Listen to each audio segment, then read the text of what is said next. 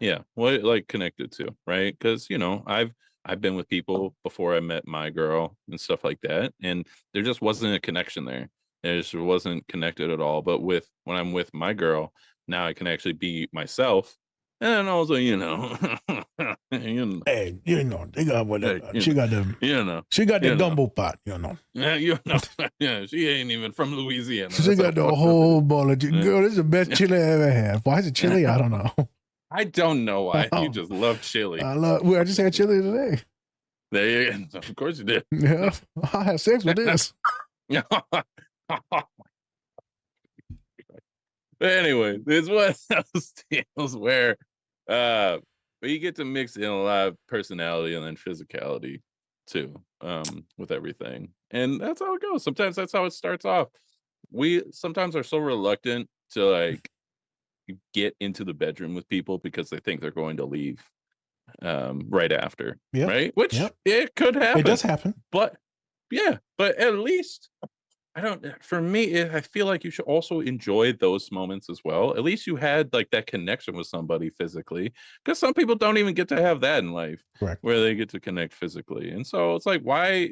Yeah, sure, like they left, but at least then you could have that part of you that was like, you know what? Even though they left, had a good time, Yeah. had fun. Oh, maybe that wasn't the right person for me. Moving on, doing the next thing. I think we get stuck in the fact like, oh, hey, this person just left, and after we, had sex or something like that, it's like, okay, then they weren't the right person for you. Move it along. That doesn't mean you have to like just cut that out in your life. You If can still have fun and still have those times with correct, other it people. really depends on where you're at in your life when it comes to relationships, Yeah, intimacy. Long as everything is yeah, consensual. Obviously, everything we're talking about is consent based.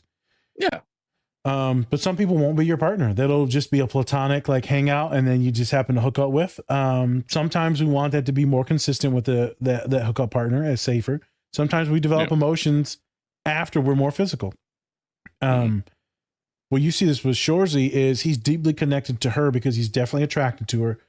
But Yeah. there's that one clip where she wants a quote from him about her. He's like, "What do you tell people about me?" He's like, "I'm not going to tell you." And then she Hmm. walks away, and he's looking at the diner where they always meet for the interviews, and he says, "You're intelligent, you're funny, you're a leader, you're kind, you're passionate." I'm like, "Oh my god, boy, stop! You crushing hard, you crushing hard, my guy." Um, he loves her. I think we're talking a difference between like legit loving a person and who they Yeah. are versus just sexualizing them. Yeah. And so Spencer's right. We vibe with some people. I think they very much vibe. And so this is a conversation for neurodivergent folks, but also, right, neurotypical folks. Is what is it that you find like super attractive in someone? A lot of people don't know what that is. A lot of people are just like really lonely and they just want to have someone. That's fine. But what do you want in a companion? Number one. Hmm. What will they look like? What will the behaviors and mannerisms? What's their resume? Do you want them to be educated? Do you want them to be just a good person? Do they need what type of job? Like, have you thought about what you're looking for? It doesn't matter what their gender or sexuality is. What is the human that is behind all this stuff? And I think a lot of people don't do that, Spence. Well, Shorsey has identified someone that he was willing and who was willing to engage with his flirtiness Yeah. to like go for and like punch it. And he's not hooking up with any other women. He's not doing nothing else, right? He's like, so, and all his friends are just crushing ass. I'm not going to lie. They're just crushing ass, bro. Hockey players. What are you going to do? That's why they call them sluts on here. Yeah. Yeah. Yeah. Hockey sluts. Yeah. Which is, do the thing, right? That's why I just find so interesting about this character, though, Spence, is what's the mask? Mm-hmm. Is the mask him being the asshole on the ice and the bully, which we'll get into like later on in the scene? Is it that talking shit, being horrific to people, talking about screwing everyone's mind and yelling at people, give your balls a tag. That's what it calls people soft. Or is it this guy that shows up for his girl?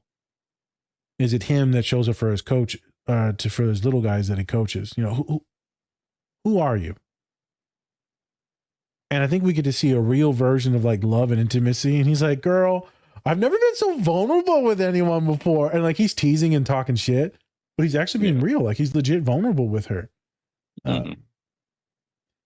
Just the way he smiles at her and the way she smiles with him, I'm just like, that's the real shit, my guy. And for neurodivergent, funny people like me and you, Spence, for people with like trauma like me and you that like to talk shit, be bubbly, ADHD like me and you, that's that shit when you're talking and vibing and like that's the real smiles. It's not just like this romantic thing where you're getting rizzed up. I feel like I've never actually seen that. I feel like for me, it's always been this.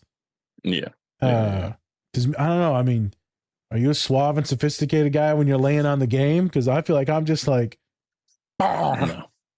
no. When I was a single lad, when you were crushing tush. Yeah. But that's the thing. Like when I was growing up, I didn't have any of that confidence or any of that like wordplay growing up. I was just be like, I really like you, and then like run away. So autistic, wasn't good. Yeah, wasn't good at all. I'll show you my train, the big one. Jeez, you pervert.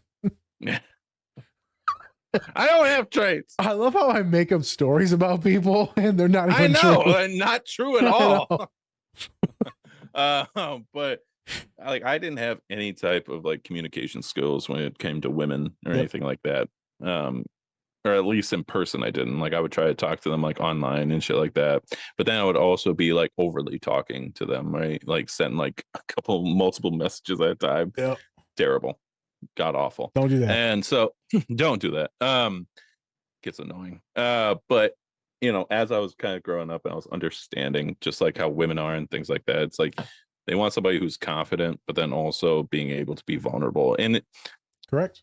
Something that we'll talk about too in this is that it's hard. Like we want to say like being a woman's hard and things like that. And yeah, it is. But it's also hard for a guy to also be all of these different intersections of somebody and have to really combine it to even get like a date and things like that, right? Like when we talk about what a man should be and what a man is in a relationship, we have to be vulnerable, we have to be tough, we have to be a breadwinner, we have to be all these different things in order to complete what they want and what they see in a man.